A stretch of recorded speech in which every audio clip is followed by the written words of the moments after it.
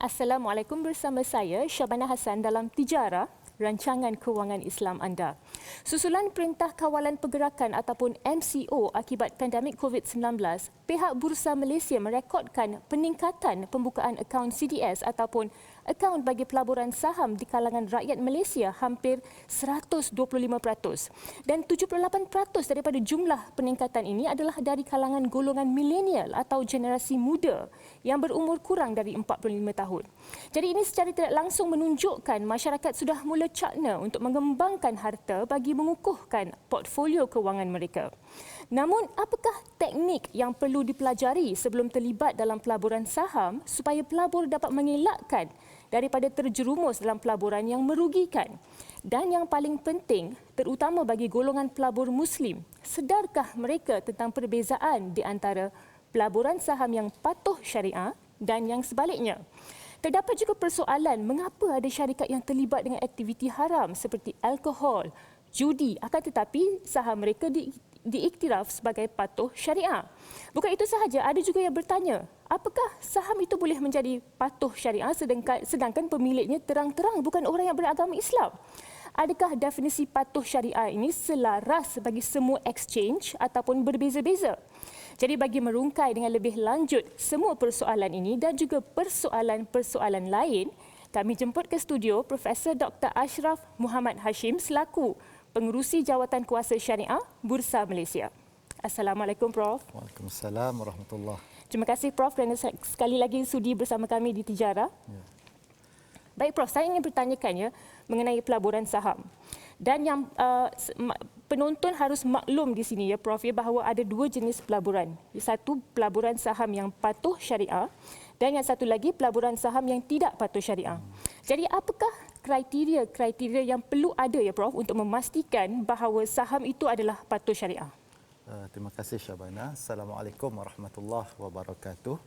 Sebelum saya menjawab soalan Puan Syabana tadi, izinkan saya untuk bagi dua prinsip utama. Kenapa kita perlu pastikan saham yang kita nak beli itu adalah patuh syariah. Prinsip pertama adalah untuk memastikan apa juga rezeki yang kita dapat adalah halal. Ya ayyuhallazina amanu kulu min thayyibati ma razaqnakum. Wahai orang-orang beriman, makanlah daripada sesuatu yang halal, sesuatu yang tayyib, halalan tayyiban. Itu kita kena pastikan. Kerana dalam satu hadis Rasulullah SAW mengatakan bahawa setiap daging yang tumbuh daripada sumber yang haram itu, maka neraka adalah lebih lebih berhak ke atasnya. Jadi itu memang kita kena pastikan apa yang kita bawa balik kepada diri kita, kepada keluarga kita adalah halal. Itu yang pertama. Yang kedua adalah kita tidak mahu dalam kita mencari rezeki ini, kita terlibat juga dalam apa yang disebut sebagai at-ta'awun 'alal itsmi wal 'udwan. Sebagaimana firman Allah Subhanahu wa taala, wa ta'awanu 'alal birri wat taqwa wa la ta'awanu 'alal itsmi wal 'udwan. Hendaklah kita bertolong-tolongan di dalam kebaikan, dalam ketakwaan, tetapi jangan kita sampai bertolong-tolongan di dalam sesuatu yang maksiat, sesuatu yang tidak baik. Ya. Jadi itu dua prinsip. Jadi atas prinsip itu pihak Jawatan Kuasa Syariah, pihak Majlis Pengawasan Syariah dan berbagai-bagai pihak di dalam konteks semasa ini telah membuat satu kriteria. Apakah saham yang patuh syariah, apakah yang tidak patuh syariah. Jadi secara ringkasnya, saham yang patuh syariah adalah saham yang pertama sekali kita melihat kepada aktiviti dia. Apa aktiviti syarikat itu? Macam yang Syabana sebut tadi, ada arak, ada judi dan sebagainya. Ataupun aktiviti tidak patuh syariah yang lain, menjual makanan yang tidak halal dan sebagainya. Jadi kita pastikan bahawa apa juga sumber aktiviti tersebut tidak melebihi 5%. Ya, itu syarat yang pertama. Yang syarat yang kedua adalah kita melihat kepada aspek financial dia, financial ratio dia. Sama ada financial ratio ni ada dua. Pertama adalah kalau dia ada cash, di mana dia simpan cash tersebut. Maknanya kalau dia simpan di dalam instrumen yang tidak patuh syariah, maka threshold dia adalah 33%.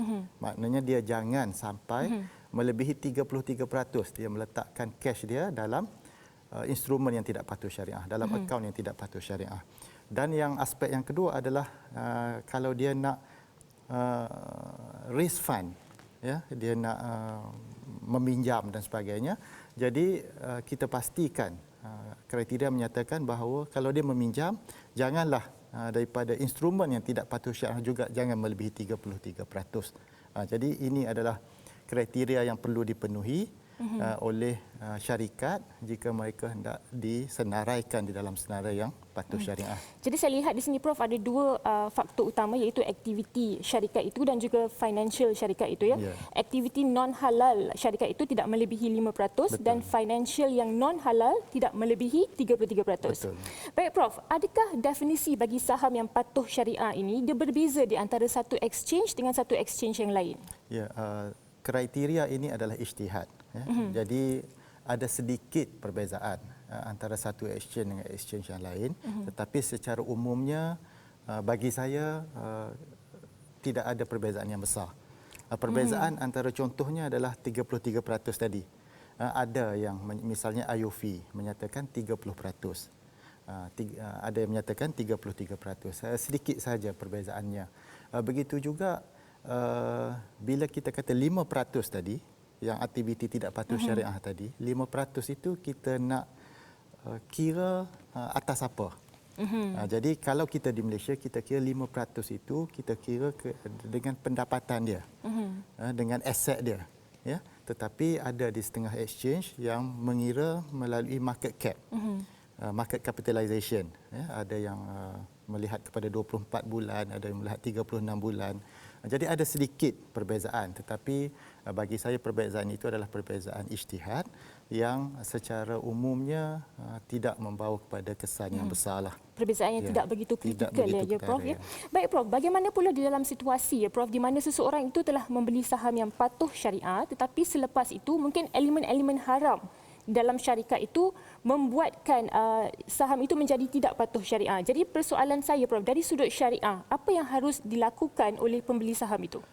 Kalau pelabur-pelabur sekalian melayari laman web Suruhanjaya Security, ada di sana secara detail. Tetapi untuk kita malam ini secara ringkasnya ingin saya nyatakan bahawa jika saham itu telah terkeluar daripada senarai patuh syariah, maka kita sebagai pelabur kena pertama sekali kena secepat mungkin kita jual saham tersebut. Jadi kita harus jual saham itu, ya Prof, ya. Tetapi dengan ada juga beberapa syarat di situ. Kalaulah kita beli saham itu RM1 Syabana, lepas tu bila dia masuk umum tu tak patuh syariah tadi, saham yang RM1 tu dah jadi 90 sen. Jadi di situ kita boleh, kalau kita nak jual kita rugi 10 sen. Jadi boleh kita tunggu sehingga saham itu menjadi RM1 untuk kita dapatkan balik capital kita. Tetapi kalau masa diumumkan tadi kita beli RM1, diumumkan RM1.20, masa diumumkan tak patuh syariah tu saham tu jadi RM1.20. Kita masih lagi boleh dapatkan RM1.20 itu, tetapi kalau kita jual RM1.30, yang 10 sen itu kita kena buat penyucian dengan memberikan bahagian tersebut kepada pihak-pihak yang berkaitanlah. Bagi yang jadi Prof, bagi yang keuntungan itulah harus diberikan kepada pihak-pihak Baitul Mal, ya Prof, ya. Baiklah, keuntungan yang selepas dari yang melebihi harga semasa diisytiharkan saham itu tidak patuh syariah. Baiklah, okey. Terima kasih Prof. Kita akan berehat seketika, lebih banyak perbincangan mengenai pelaburan saham patuh syariah selepas ini. Jadi jangan ke mana-mana. Sebentar sahaja.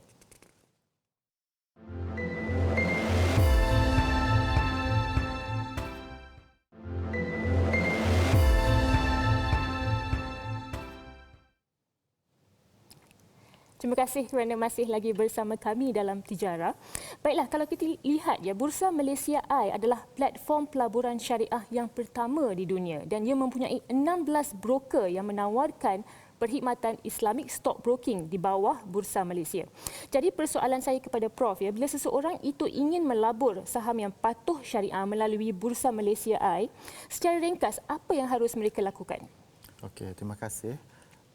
Sebenarnya Bursa Malaysia Eye ini adalah satu usaha di peringkat Bursa Malaysia dan sebagaimana yang disebut tadi, kalau kita melihat exchange seluruh dunia, ini adalah usaha kali pertama lah, first in the world.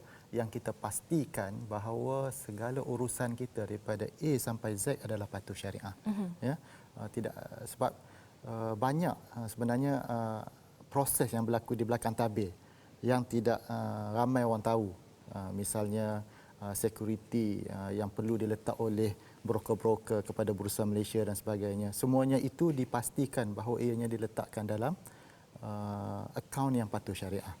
Jadi berbalik pada soalan tadi, senang saja para pelabur sekalian kalau nak pastikan bahawa anda hanya melabur dalam saham patuh syariah, akaun CDS yang anda buka itu hendaklah melalui broker yang berdaftar dengan Bursa Malaysia Islamik. Maknanya akaun kita itu adalah akaun yang syariah compliant, yang patuh syariah.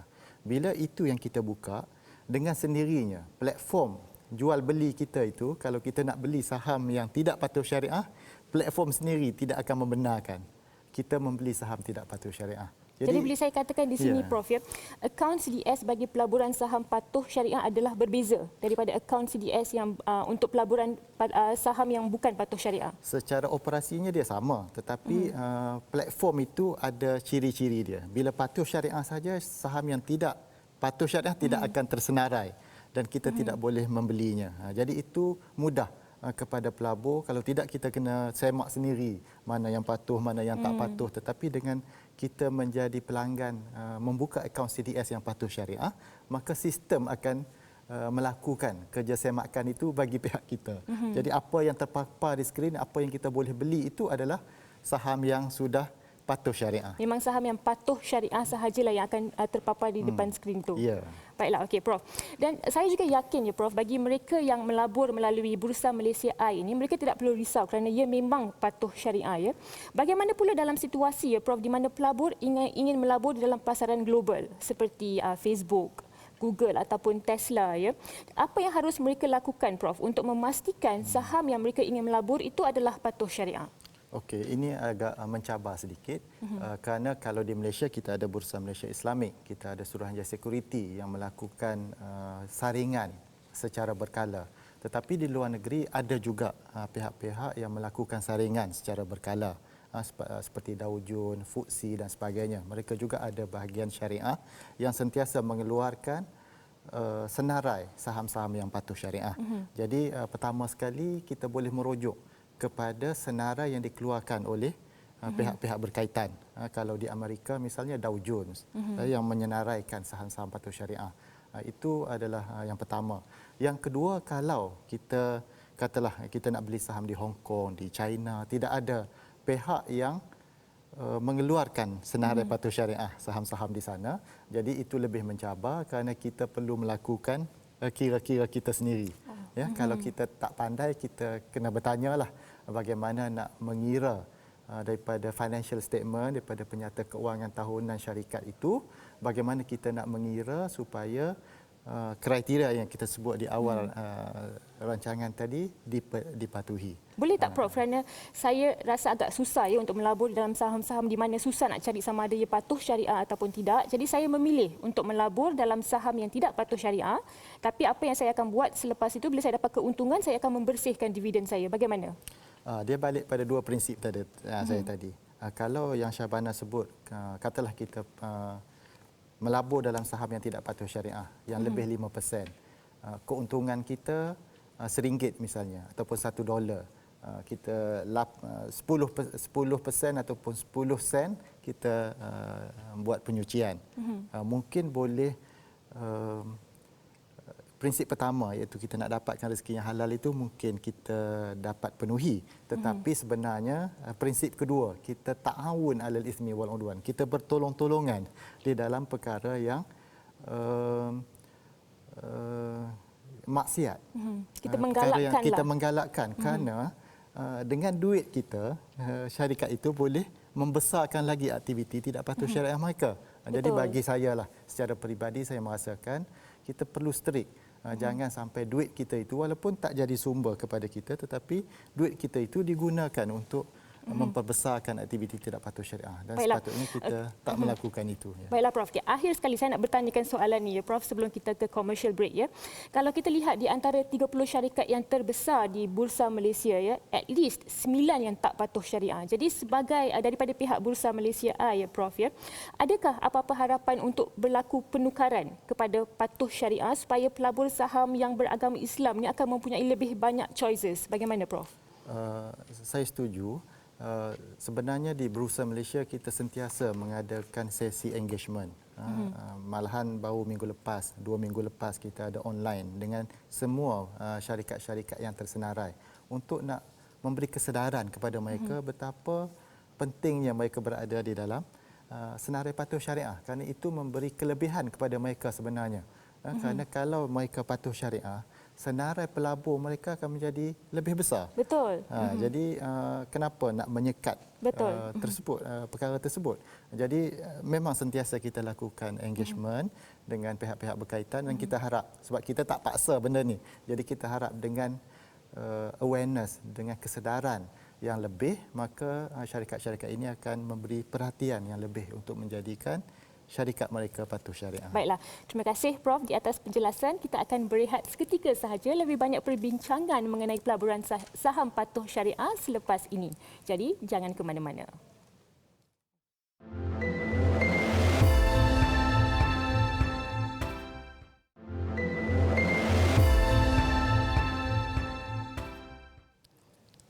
Baiklah, terima kasih kerana masih lagi bersama kami dalam Tijara. Baik Prof, saya ingin bertanyakan daripada aspek zakat pula ya Prof. Ada yang bertanya, main saham kena bayar zakat juga ke? Jadi apa pandangan Prof mengenai perkara ini? Okey, perkara ini dah dibincangkan. Di Malaysia misalnya, para pelabur sekalian boleh melayari laman web misalnya Pusat Zakat Selangor, Pusat Zakat Majlis Agama Islam Wilayah dan sebagainya. Sebenarnya ijtihad para fuqaha contemporary menyatakan bahawa saham adalah antara perkara yang dikenakan zakat. Cuma cara mengiranya adalah boleh merujuk laman-laman web tersebut. Cuma secara ringkasnya, setahun itu kita kena melihat berapa pegangan saham kita, nilainya, nilai terendah dalam setahun itu, dan jika cukup nisabnya dan cukup haulnya itu setahun, maka dan ditolak kos-kos broker dan sebagainya, maka kalau bakinya itu melebihi nisab, maka kita dikenakan zakat 2.5%. Jadi kadang-kadang kita terlepas pandang. Jadi cara kira itu seolah-olah duit juga, tetapi kita convert saham itu kepada nilai ringgit lah, untuk senang kita kira 2.5% tu. Jadi saham ini adalah sebagai satu form of savings lah Prof ya. Jadi adakah zakat saham ini sama dengan zakat simpanan? Dia lebih kurang sama Syabana. Memang 2.5%. Ya.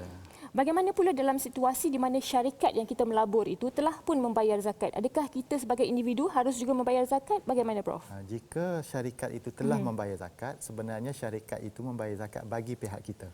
Misalnya Bursa Malaysia buat kali pertama tahun lepas telah membayar zakat sebanyak 667,000 misalnya. Jadi kalau kita memegang saham Bursa Malaysia, maknanya amount itu kita jangan masuk campur lah. Dah kita tak perlu lagi keluarkan zakat. Ya, jadi kalau kita tahu, banyak juga bank Islam, syarikat takaful, banyak syarikat-syarikat yang mengeluarkan zakat. Jadi kalau mereka telah mengeluarkan zakat, maka kita tidak perlu lagi mengeluarkan zakat sekali lagi, kerana ianya telah zakat telah dibayar oleh syarikat-syarikat tersebut bagi pihak kita. Baiklah, Prof, akhir sekali ya Prof, kalau kita lihat ya, Bursa Malaysia melihat peningkatan 125% ya dalam pembukaan akaun CDS di dalam 7 bulan pertama tahun 2020, iaitu waktu MCO. Jadi dari jumlah akaun baru yang dibuka ini, 78% adalah milik pelabur yang berumur kurang dari 45 tahun. Jadi Prof, kalau kita lihat kebanyakan yang buka akaun ini adalah daripada golongan-golongan yang muda. Jadi apa nasihat Prof ataupun tips-tips yang boleh kita kongsikan ya supaya mereka ini boleh menjadi seorang pelabur yang sukses? Bagaimana Prof? Secara umumnya kita gembira dengan penyertaan golongan-golongan muda ini di dalam aktiviti saham, kerana ini adalah aktiviti real ekonomi sebenar yang berlaku dalam masyarakat. Dan oleh itu, pertama sekali nasihat saya adalah pastikan kita sebagai orang Islam, pastikan bahawa apa yang kita beli itu adalah patuh syariah. Itu yang kita bincangkan sepanjang lebih 20 minit yang lepas. Yang kedua, kita kena pastikan kita membeli dengan ilmu. Ya, tak payah ya saudara-saudari sekalian, kalau banyak research yang dilakukan, kajian yang dilakukan terhadap stok-stok ini adalah secara percuma. Saudara boleh dapati daripada misalnya website Bursa Marketplace. Di situ saudara boleh katalah saham ABC ini saudara berminat, type saja search dan akan keluarlah segala kajian mengenai saham tersebut. Baca dan buat analisa sedikit. Maknanya pendek kata Syabana, kita melabur dengan ilmu. Jadi kalau kita melabur dengan ilmu dan kita faham risikonya, jangan berhutang untuk melabur dan sebagainya. Jadi itu nasihat saya lah. Jadi berilmu dan juga patuh syariah ya, Prof. Baiklah Prof, terima kasih. Baik para penonton, kita telah pun sampai ke penghujung rancangan. Terima kasih diucapkan lagi buat Prof Ashraf di atas perkongsian sebentar tadi. Jadi secara kesimpulannya dapatlah difahami ya bahawa Bursa Malaysia Eye adalah platform pelaburan syariah yang pertama di dunia, dan bagi mereka yang ingin melabur saham patuh syariah, bolehlah melabur melalui 16 broker yang menawarkan perkhidmatan Islamic Stock Broking di bawah Bursa Malaysia Eye. Akan tetapi para pelabur diingatkan untuk sentiasa memastikan agar pelaburan disertai dengan ilmu dan bukannya melulu. Kenal pasti teknik pelaburan sebagai strategi dalam meraih keuntungan dan bagi mengelakkan kerugian yang sia-sia. Selain itu juga buat pelabur Muslim, pastikan anda cakna dengan status patuh syariah bagi sesuatu saham itu bagi mengelakkan dari terlibat dengan pendapatan yang diperoleh akibat dari unsur-unsur yang haram. Melaburlah dengan ilmu, rancang strategi yang sepatutnya dan kembangkanlah harta bagi mengukuhkan portfolio kewangan peribadi anda. Dan sebagai seorang Muslim yang bertanggungjawab, jangan lupa untuk membayar zakat saham sebagai kewajipan kita. Sesungguhnya pelaburan saham patuh syariah yang baik, sukses dan berkat akan mampu untuk menaikkan ekonomi Muslim negara dan juga seluruh dunia. Akhir sekali, marilah kita sama-sama menjadi celik dengan pelaburan saham patuh syariah. Sekian sahaja dari saya, Syabana Hassan, untuk episod kali ini. Bertemu lagi di episod akan datang. Terima kasih kerana menonton. Assalamualaikum dan selamat malam.